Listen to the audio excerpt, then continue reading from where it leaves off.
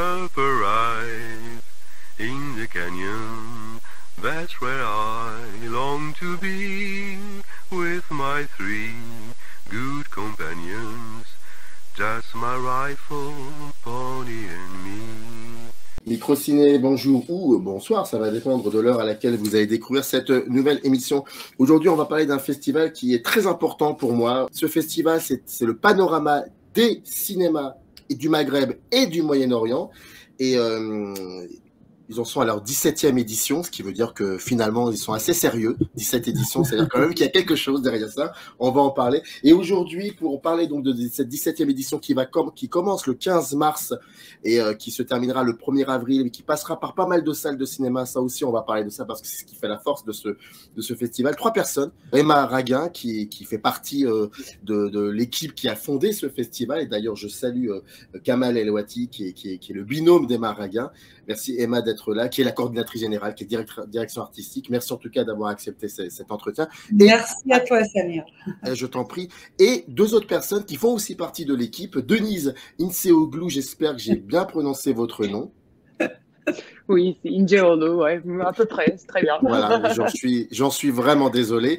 Et Emna Mrabet, qui est là aussi. Et avant qu'on commence cet entretien, j'aimerais juste que vous vous présentiez, Denise et Emna, et juste le rapport que vous avez avec ce festival et surtout depuis combien de temps vous le connaissez, depuis combien de temps vous travaillez pour ce festival. Moi, je connais le festival, je suis le festival depuis un moment, ça fait des années, mais c'est la première édition. En fait, moi, je coordonne le festival du cinéma turc à Paris depuis 2019 et le PCMMO, donc c'est leur 17e édition cette année, et ils vont faire un focus Turquie cette année. Donc c'est dans ce cadre que on est devenu partenaire avec le PCMMO et c'est dans ce cadre qu'en fait on collabore cette année ensemble et on a un peu choisi, on a fait le programme ensemble et je pense qu'on va en parler un peu plus après. Alors donc moi je suis Emna Mrabet, ça fait maintenant un bon petit moment que je collabore avec ce festival avec très très grande joie depuis 2015 maintenant.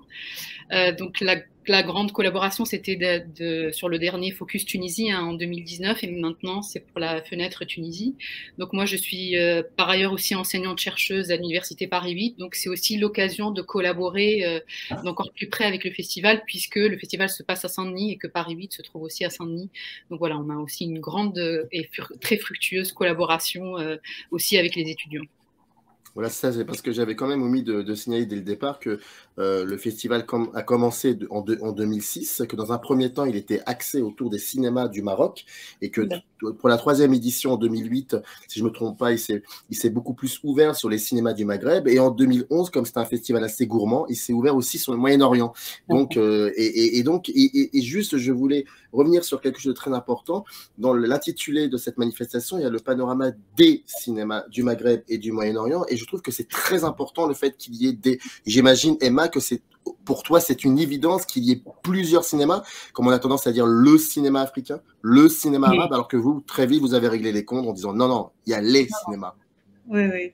Il y a une telle variété de genres, de formes, de parcours, de coproduction, de support, une telle inventivité, une telle variété que vraiment, ça nous est paru effectivement comme une évidence. Comme une évidence. C'est pas du tout des cinémas qu'on peut résumer. Là, on va être sur la partie histoire, mais juste avant cela, je salue énormément Géraldine Kans, l'attachée de presse de ce festival depuis très longtemps. Est-ce que c'est depuis le début? Depuis la première édition. Depuis la première édition, en tout cas. Merci beaucoup, Géraldine, pour l'aide apportée à la conception de cette émission. Il y a 17 ans de cela, vous sentiez un manque énorme lorsque vous vous êtes lancé d'abord dans une part questionner les cinémas du Maroc et ensuite les cinémas du Maghreb. Vous le sentiez ce manque? Alors moi, je reconnais que je ne connaissais pas du tout ces cinématographies, ni ces pays. C'est Kamal El Maouti, qui est donc le président fondateur, qui est cinéaste. Et c'est à la faveur d'un projet de long métrage qu'il est allé au Maroc, qu'il a rencontré des professionnels du Maroc et qu'il a découvert des cinéastes très prolixe, dont les films étaient sélectionnés dans des… par exemple, si je prends le cas de Fawzi Ben Saidi, 1000 mois, si je prends Les yeux secs de Narges Nejar, tout d'un coup, il découvre qu'il y a des cinéastes extrêmement talentueux qui sont repérés dans les festivals internationaux, mais dont les films ne sont pas distribués en France. Alors, pour le coup, Fawzi Ben Saidi, après, a été distribué, mais par exemple, Les yeux secs de Narges Nejar, jamais. Et donc, il y a un échange avec les professionnels au Maroc, et à ce moment-là, ils ont l'idée, en se parlant, en échangeant, de faire une manifestation pour faire connaître ces films au public francilien, donc dionysien au départ. Et donc, première édition, l'aide du Centre cinématographique marocain, l'aide des professionnels du cinéma, et Kamal El Maouti va avoir Boris Spir, tout nouvellement nommé à la direction du cinéma à l'écran, un cinéma très important d'art et d'essai, et lui propose cette idée, et Boris s'en empare et dit « mais oui, faisons-le, allons-y ». Donc, première édition, des cinéastes viennent du Maroc, des acteurs, les films sont… parce qu'à l'époque, c'est les bobines, les 35 et tout ça, sont acheminés grâce voilà, à le partenariat avec le Centre cinématographique marocain. Et, magnifique surprise, le public est au rendez-vous, mais un public très nombreux. C'est-à-dire qu'en un week-end, on a vu défiler 2000 personnes. Et c'était un mélange, dès la première édition, de public. C'est-à-dire les cinéphiles, les abonnés du cinéma à l'écran. Et le mot s'était répandu dans tout le quartier, autour du cinéma à l'écran. Et les gens venaient en famille, avec des amis, etc. Donc vraiment, dès cette première édition, ce festival a été une fête des retrouvailles. Encouragé par la très bonne fréquentation de cette première édition, il y a eu une deuxième édition. Très vite, l'évidence s'est imposée qu'on a commencé par une fenêtre sur l'Algérie, mais que voilà, il y avait un cinéma là qui était tellement important dans son histoire, dans sa tradition, dans sa contemporanéité, dans ses créations, voilà, qu'on a fait cette fenêtre. Et puis, comme tu l'as dit tout à l'heure, voilà, très rapidement, on a ouvert à tous les cinématographies du Maghreb parce qu'il se passe énormément de choses en termes de cinéma, en termes de création, en termes de politique, enfin, donc, voilà. Mais dis-moi, 17 ans après, est-ce que toi, vu que tu es quelqu'un qui, voilà, ça fait 17 ans que tu travailles, que tu es là dans ce festival, que tu as fait aussi d'autres festivals, que ça soit à Carthage, etc., donc tu es dedans, quoi, tu es dans l'intériorité de tout cela. Est-ce que 17 ans après, la situation de la diffusion de ce cinéma-là, de cette région cinématographique, est-ce qu'elle a évolué, cette situation, ou est-ce que c'est toujours aussi fragile ? Alors, ça a énormément évolué parce que sont arrivés un festival de Classa. Donc, un festival de Classa, c'est un festival où il y a un marché du film avec le Festival international du film de Dubaï. Et donc, il y a eu le Qatar, les Émirats. Je sais que ça agace ou inquiète certaines personnes, mais il faut savoir qu'il y a des fonds de développement pour les films. Qu'en plus, moi, en y étant allée dès les premières éditions, j'ai vu que ça a permis à plein de jeunes cinéastes, et des moins jeunes d'ailleurs, des cinéastes même confirmés, d'avoir des financements, de pouvoir développer des films d'une certaine envergure. Et donc, du coup, d'intéresser toute l'industrie. Donc, ce qui veut dire par là que derrière, il peut y avoir, les films peuvent tourner, être montrés, que tout d'un coup, les coproducteurs occidentaux s'y intéressent, qu'il y a des coproductions entre pays du Sud, entre pays du Moyen-Orient. Enfin, ça crée comme ça une formidable dynamique et il y a un changement. C'est-à-dire qu'aujourd'hui, en France, des films du Maghreb et du Moyen-Orient sortent en salle. C'était très très peu le cas quand on a démarré.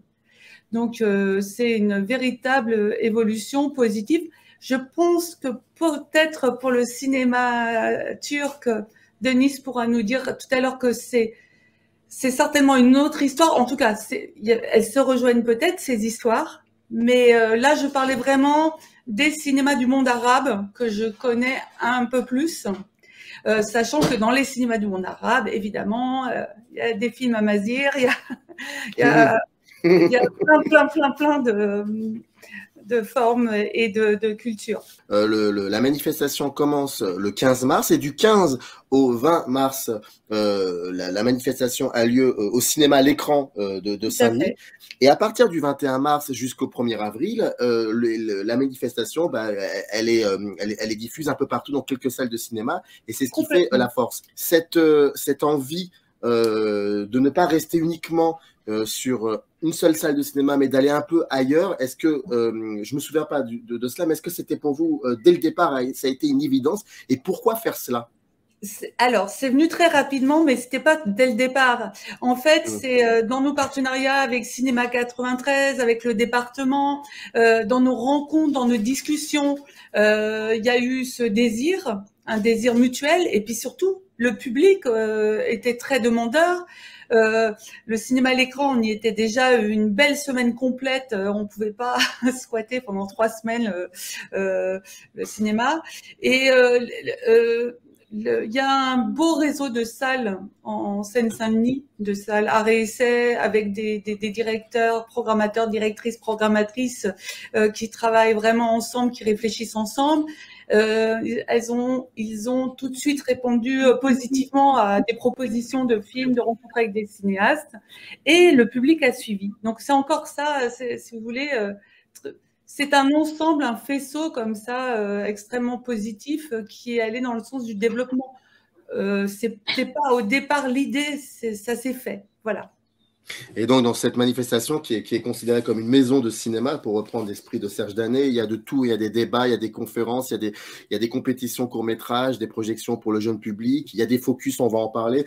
Juste, moi, j'ouvre une petite digression, je me souviens, j'ai un souvenir très fort jusqu'à aujourd'hui d'une masterclass Boudjma Karesh, il était venu, c'était l'ancien directeur de la Cinémathèque d'Alger, la salle était pleine et c'est un souvenir que voilà, c'est une image que j'ai que j'oublierai jamais. Alors on parlait des focus.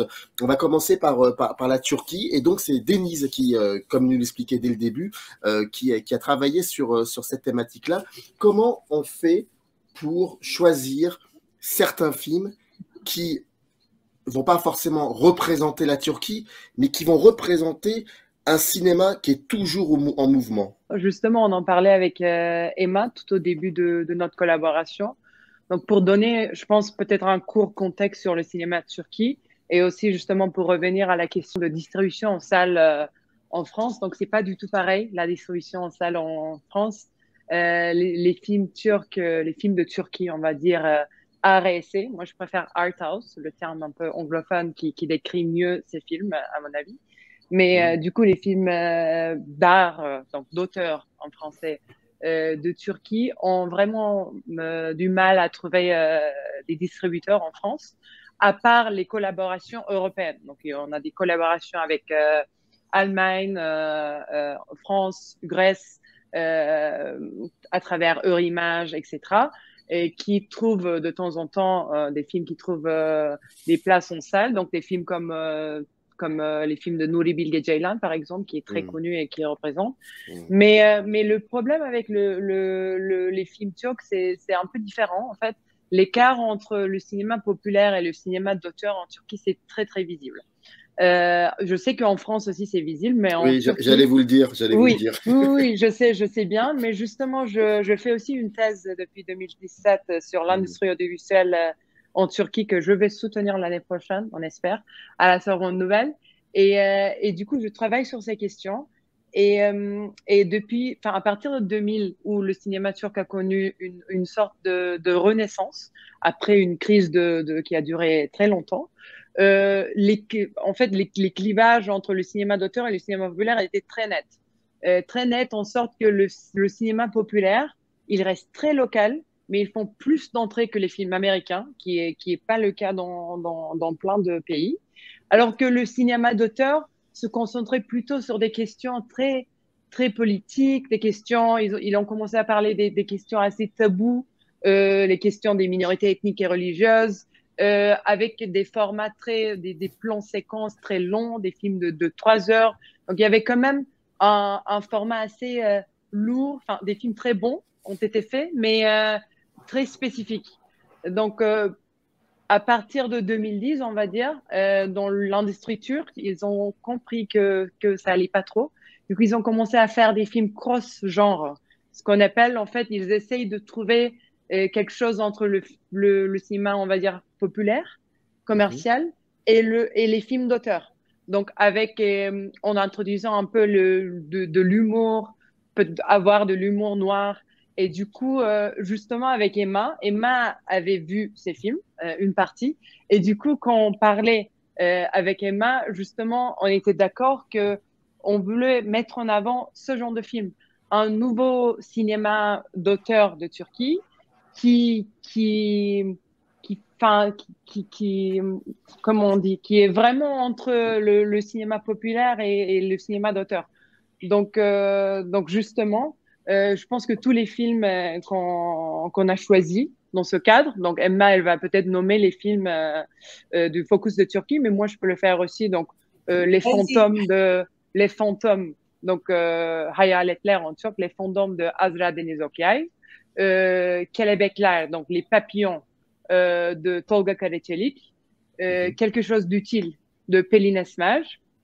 Il y a Sibel de Charles Zengerci et Guillaume Giovanetti.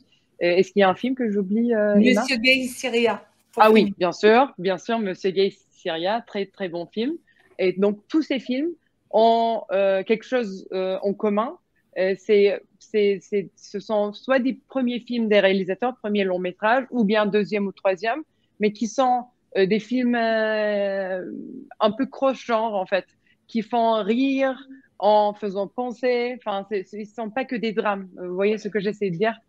Et ça représente très bien, je pense, le nouveau cinéma d'auteur qu'on appelle en Turquie, qui est intégré à partir de 2010-2013 et qui est toujours en cours. Est-ce que ce serait le fameux cinéma du milieu que disait souvent Pascal Ferrand pour dire voilà, il y a un cinéma d'auteur, mais en même temps, on veut que ces films-là soient vus par un grand nombre de personnes, donc par le public, et donc il y a comme ça une espèce de cinéma qui se met au milieu et qui... Est-ce que ça serait celui-là?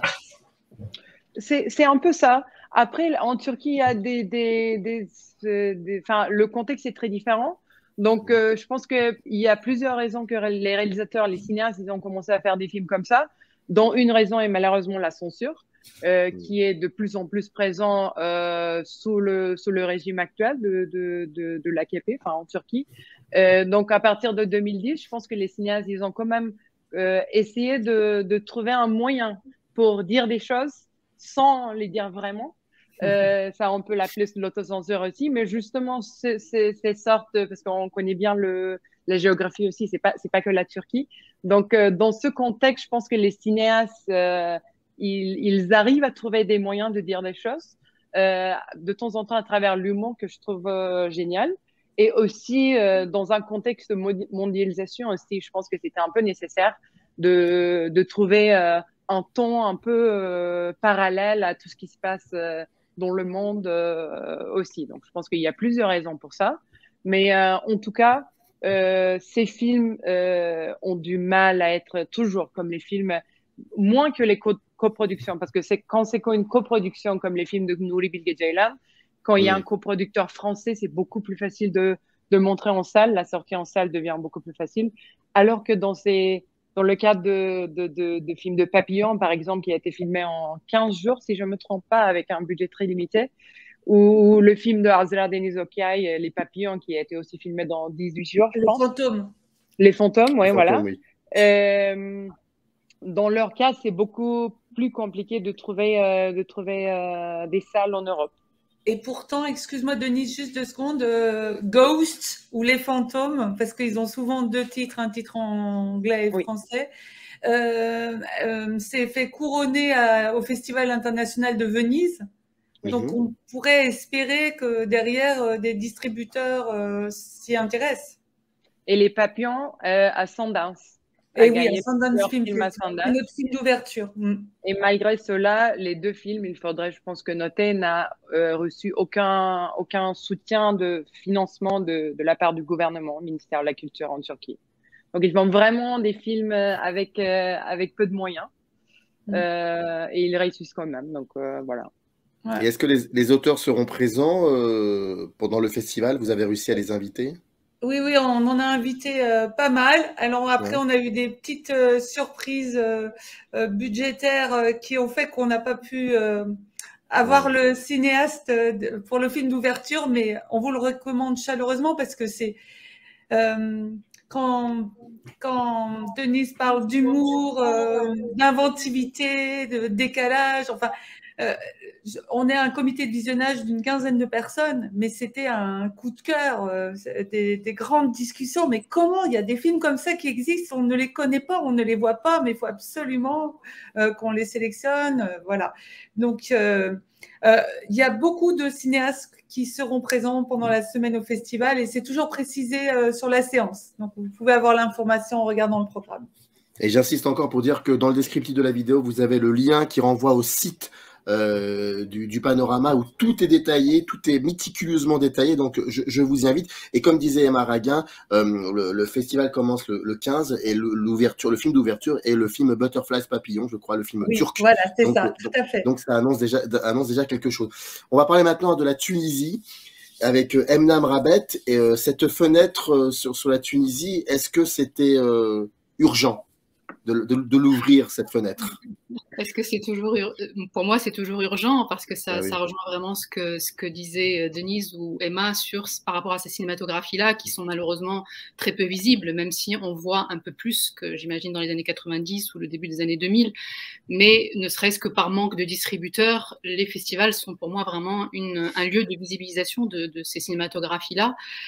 Après, pour ce qui est spécifiquement du cinéma tunisien, bien sûr, parce que c'est un cinéma qu'il faut suivre aussi par rapport à son contexte. Alors bien sûr, on a beaucoup parlé aussi de la Tunisie durant la révolution de 2011, et c'est une façon aussi de faire un état des lieux de ces pays-là que de montrer les cinématographies qui se font aujourd'hui, les cinématographies plus contemporaines en fait, puisqu'on est quasiment maintenant à 10 ans après la révolution.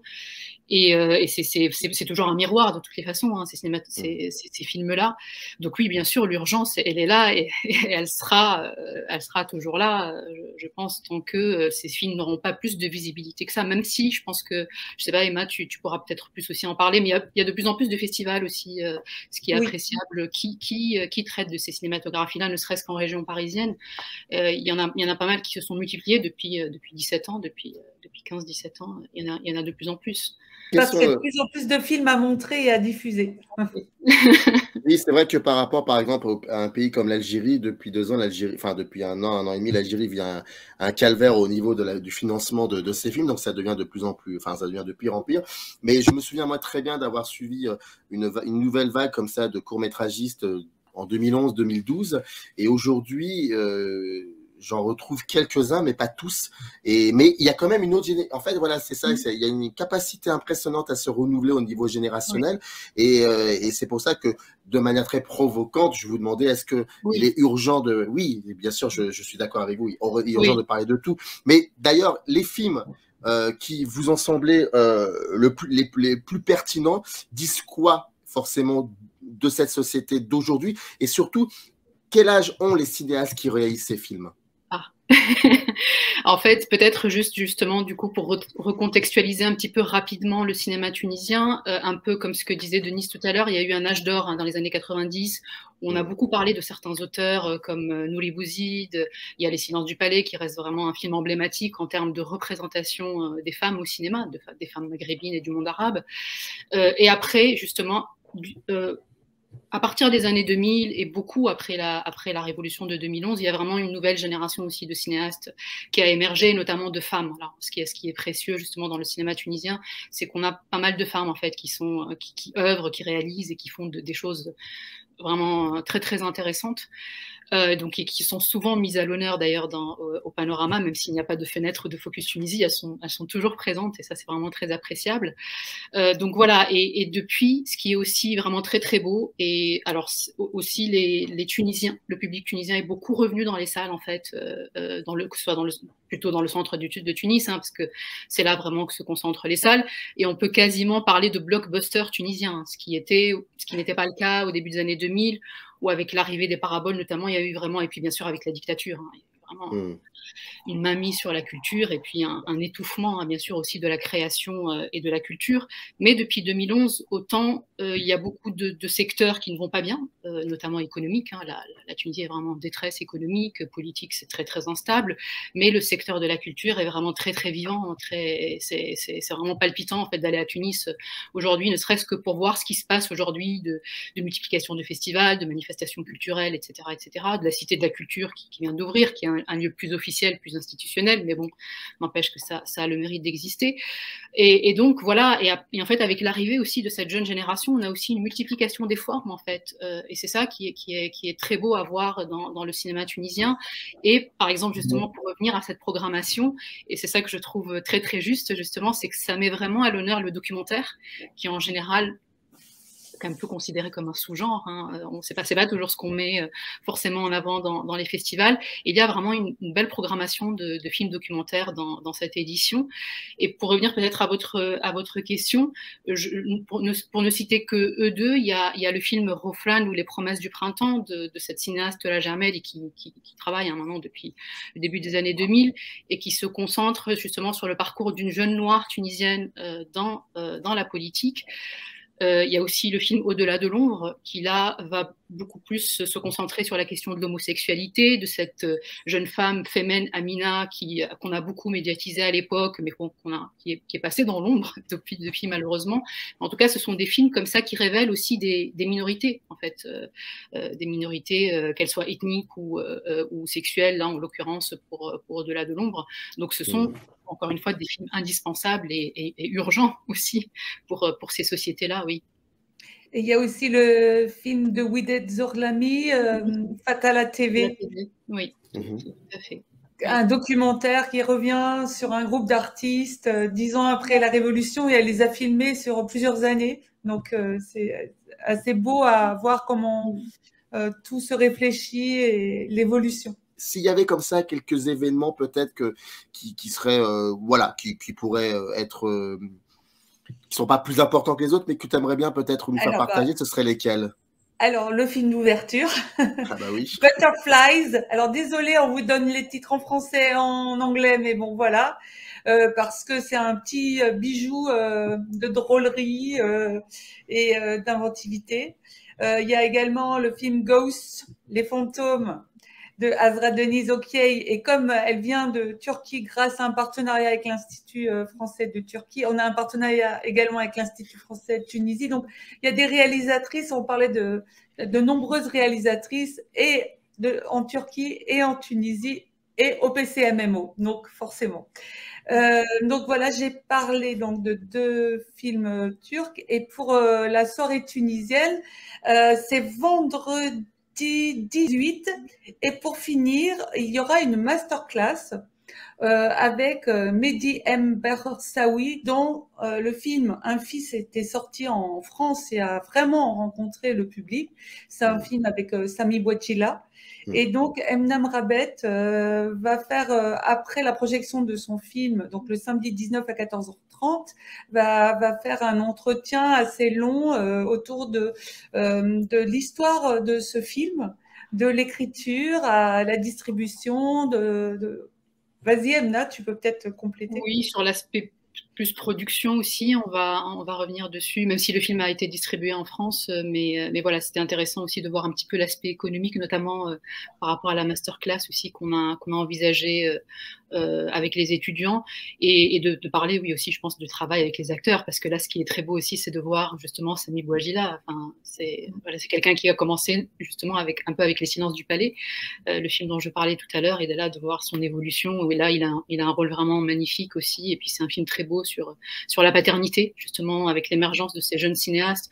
On a aussi des hommes peut-être qui s'intéressent aussi à d'autres questions. Et là, c'est très beau de voir ce film-là qui interroge, en fait, ce qu'est la paternité, ce qui n'est pas évident dans ces sociétés-là. Et j'avais juste, moi, je voulais rappeler aussi l'avant-première de Redois à Lima. Mais oui, parce que tu parles de paternité. Vas-y, je t'en prie. Ah non, vas-y. Non, je suis d'accord. À l'Institut du monde arabe. Oui. Le 30 mars, donc un premier film justement d'un acteur très célèbre, un peu la coqueluche des feuilletons tunisiens, et qui là passe à la réalisation, Zaf El Abidine, et qu'on a beaucoup vu dans les feuilletons, qui est un peu une figure emblématique aussi du bel acteur tunisien, et qui là passe derrière la caméra. Et je pense que ça sera vraiment très très intéressant et très passionnant de découvrir son film. Oui, je voudrais ajouter une fenêtre sur le Hirak algérien, ouais. Les femmes en particulier. Donc, le 21 mars, au cinéma Le Luxor, 2 films, Narges A, le très beau documentaire de Karim Aynouz, et ensuite Des femmes, un documentaire de Merzak Alouache. Et ce qui est absolument passionnant dans ce film, c'est qu'il y a des images, il y a un film qu'il avait tourné en 88, déjà avec des mouvements féministes en Algérie, etc. Et donc, 30 ans plus tard, il y retourne. C'est une forme de printemps algérien. Voilà, tout le monde est dans la rue, ce très beau mouvement. Et on est à la rencontre de femmes de toutes les générations, de tous les combats. Et c'est vraiment très beau. Il y aura également un polar de Merzak Alouache le vendredi 25, donc, qui s'appelle Automne. Paysage d'automne. Merci beaucoup. Donc, en sa présence, donc je vous recommande. Mais je vais ajouter aussi 2 films libanais. Donc, à l'Institut du monde arabe, le très beau Face à la mer de Elie Darer. Mais il y aura également à l'espace 1789 à Saint-Ouen, puisque tu parlais du fait qu'on est sur plusieurs salles, mais il y a des programmations intéressantes dans plusieurs salles. Et donc, il y aura Costa Brava Lebanon de Monia Hakel, dont ce sera la première en région parisienne. Et il y a un beau week-end aussi au studio d'Aubervilliers, avec d'un côté une journée iranienne avec de très beaux films, et également une après-midi avec 3 courts-métrages vraiment très très beaux et touchants dans ce dont ils traitent. Donc la thématique, ce sont les langues algériennes, la transmission de la langue, et qu'est-ce que la jeune génération ici en fait, et comment voilà. Et d'ailleurs, sont prévues 2 émissions avec Amira Louadar qui a fait La Grosse Moula, si je ne me trompe pas, qui fait partie de ce programme. La Grosse Moula, Willy Michon. Voilà, Willy Michon. Et si vous voulez comprendre pourquoi La Grosse Moula, il faut voir le film et vous verrez. Et Nina Hada qui vient avec que j'ai interviewé pour Quand je me suis mordu la langue, si je ne me trompe pas. Voilà, il y aura quand même 2 émissions. Il n'y a plus d'excuses. Maintenant, il faut y aller. C'est important. C'est du 15 mars au 1er avril. Dans le descriptif, vous avez un lien, c'est le site du Panorama des cinémas du Maghreb et du Moyen-Orient. Vous y allez, vous trouverez toutes les informations. Merci beaucoup, Emma, Denise et Emna, de m'avoir consacré un peu de temps à quelques jours du début. Je sais que ce n'est pas évident, mais en tout cas, vous êtes venus et vraiment, je vous en suis reconnaissant. Je continue à dire longue vie à ce festival. Merci et puis à très vite. Merci. Merci. À bientôt, merci. À bientôt. In the canyon, that's where I long to be, with my 3 good companions, just my rifle, pony and me.